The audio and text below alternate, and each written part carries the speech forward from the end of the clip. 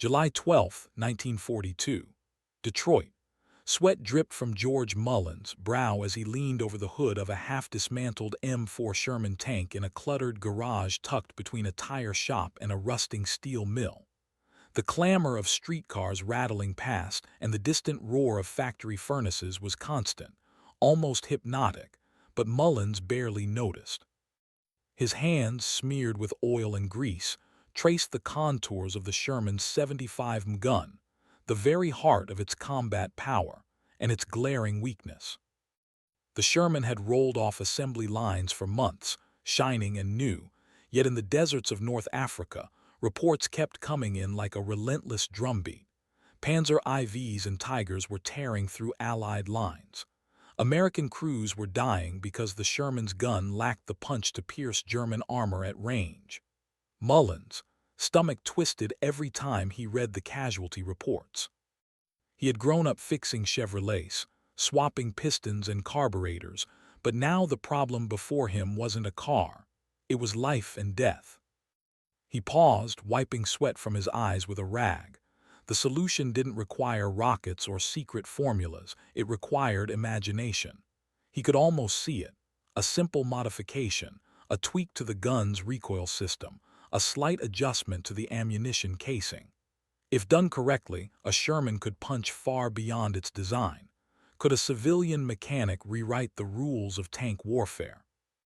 Nearby, a fellow worker, Private First Class Henry Hank Dobson, muttered under his breath, "You think you can make a Sherman kill a Tiger?" Mullins didn't answer. He just tightened a bolt and studied the barrel. Doubt hung heavy in the air, but so did determination. He knew every fraction of an inch mattered.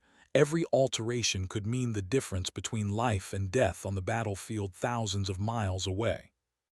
Hours passed. The sun dipped behind soot-stained factories. Sparks flew as Mullins welded a reinforced bracket for the gun mount.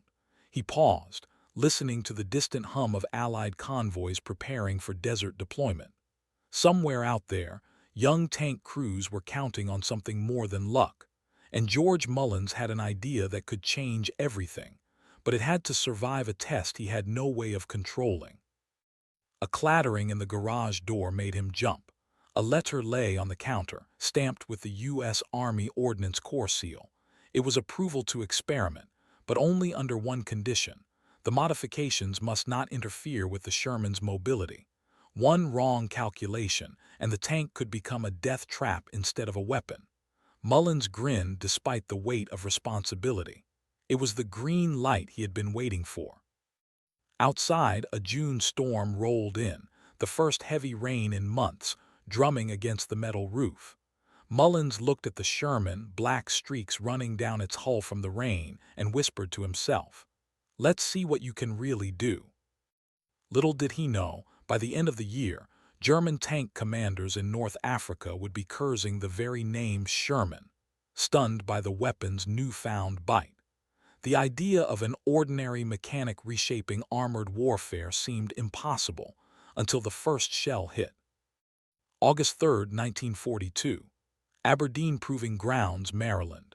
The smell of cordite and scorched metal hung in the air as George Mullins crouched behind a sand berm, notebook in hand, eyes fixed on the Sherman's 75 gun.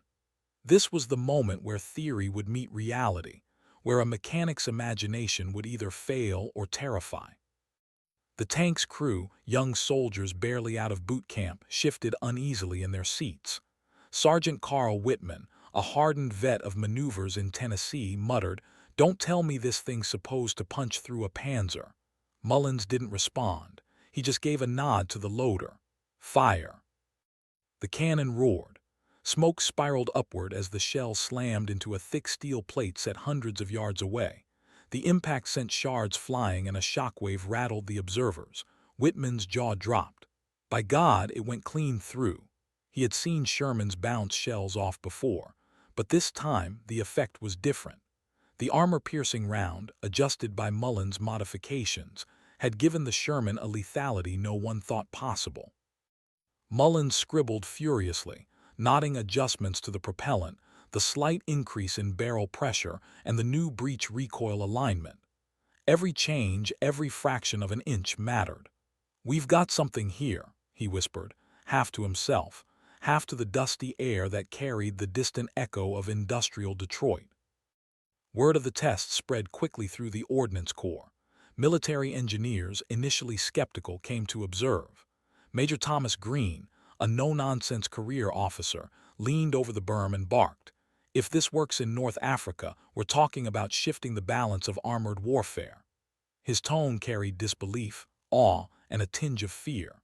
Could a single mechanic's tinkering really give Shermans the ability to match German tanks head-on? The second test fired at a Panzer IV chassis captured for training purposes.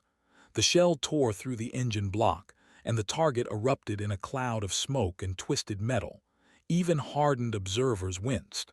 Mullins allowed himself a rare smile. For the first time, the impossible seemed within reach. But not everyone celebrated. Engineers debated fiercely, concerned that pushing the Sherman beyond its original design would compromise reliability.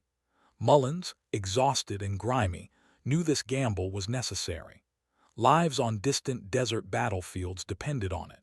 And somewhere in the sun-scorched sands of North Africa, German tank crews would soon meet these new Shermans, unprepared for the shock that awaited them. As the sun set, painting the sky a fiery orange, Mullins stood by the tank and imagined the coming battles. He could almost hear the rattle of Tiger engines, the screech of Panzer tracks, the shouts of men scrambling to survive. Could a Detroit garage truly tip the scales in favor of the Allies? He didn't know yet, but soon the desert would answer. November 15, 1942. The North African desert stretched endlessly, a blistering sea of sand under a merciless sun. Dust choked the air, and the distant rumble of engines announced the approach of German panzer divisions. Captain James "Jimmy" O'Reilly gripped the controls of his newly modified M4 Sherman, sweat stinging his eyes, heart hammering. Today, the desert would be the testing ground for George Mullins' invention. The Sherman's gun was silent for a moment, almost contemplative, as if aware of the battle ahead. German Panzer IVs, with their long-barreled 75 guns, gleamed in the morning light, their crews confident in their armor superiority. O'Reilly could hear the chatter of his crew, Private Thompson adjusting the sights, Corporal Garcia checking ammunition, each man bracing for impact. Then, with a crack that split the desert air, the Sherman fired. The shell struck a Panzer IV squarely in the side, punching through its armor like it wasn't even there. Flames erupted. The Germans scrambled, shocked, unprepared for the sudden ferocity of what they had dismissed as a standard Sherman tank. O'Reilly felt a surge of disbelief. It actually works. Word spread through the Allied ranks quickly. Reports arrived over radio. Sherman knocked out Tiger at 800 yards, crew intact, Panzer morale shattered. Soldiers exchanged stunned looks, unable to believe that these soft tanks could now stand toe-to-toe with the German behemoths. Meanwhile, in a German command post near El Alamein, General Georg Stumm frowned over the incoming intelligence. Officers whispered nervously, "Shermans, killing Panzer IVs. Impossible." But the desert didn't lie. By nightfall, multiple German units had fallen back, unnerved by the sudden, deadly precision of what had been considered an inferior weapon. Back in Detroit, Mullins had no idea the scale of what he'd unleashed. The image of a lone mechanic in a cluttered garage now felt almost mythical. Yet the battlefield proved it. One man's ingenuity had reshaped armored warfare. The Allies had gained a weapon that could punch fear directly into German steel hearts. But the war wasn't over. The desert was vast, the Germans resilient, and word of these monster Shermans would travel fast. Mullins' modifications would soon face their ultimate test, whether ingenuity alone could survive the chaos and unpredictability of full-scale war.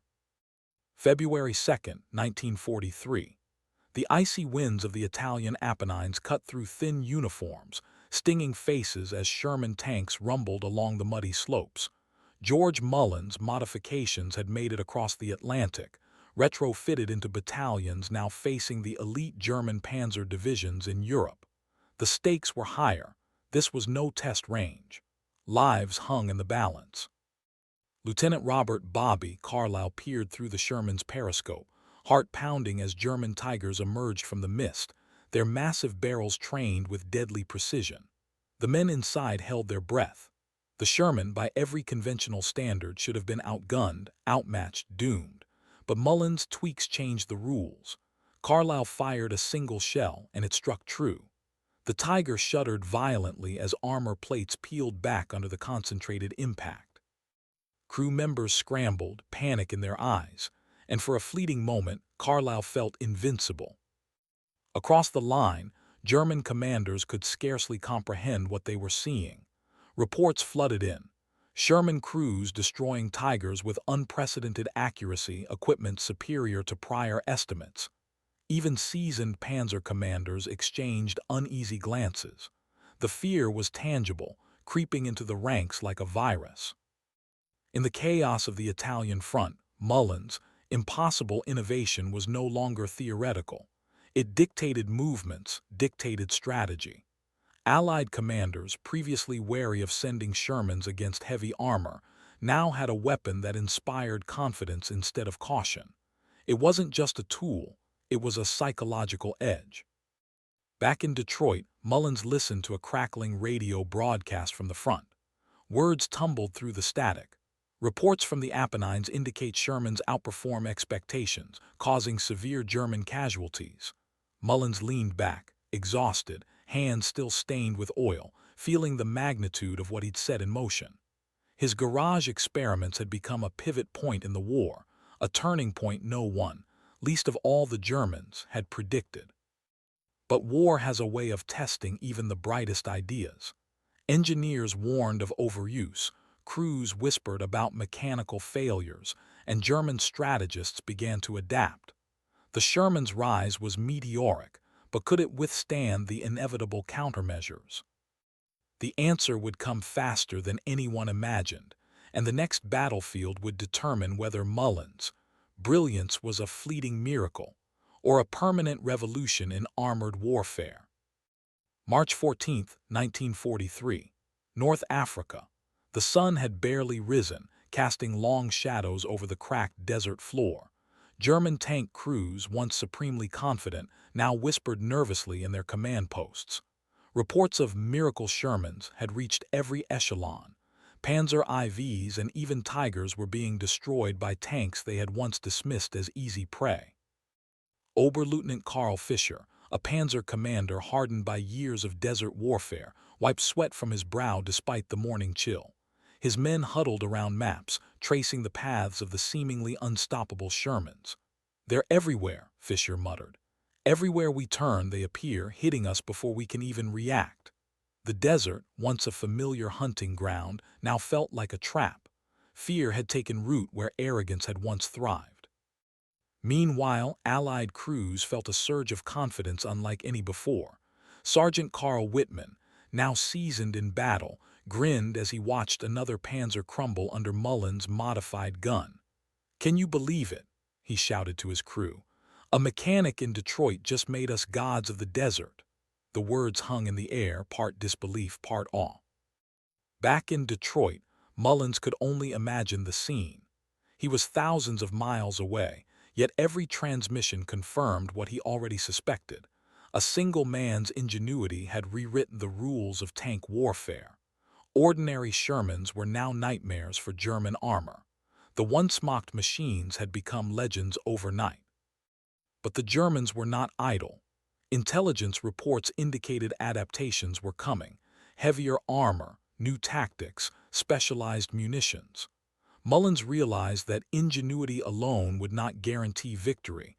Every new battlefield would demand refinement, courage, and rapid problem-solving. Could his designs evolve fast enough to stay ahead? Across the desert, a Sherman fired again.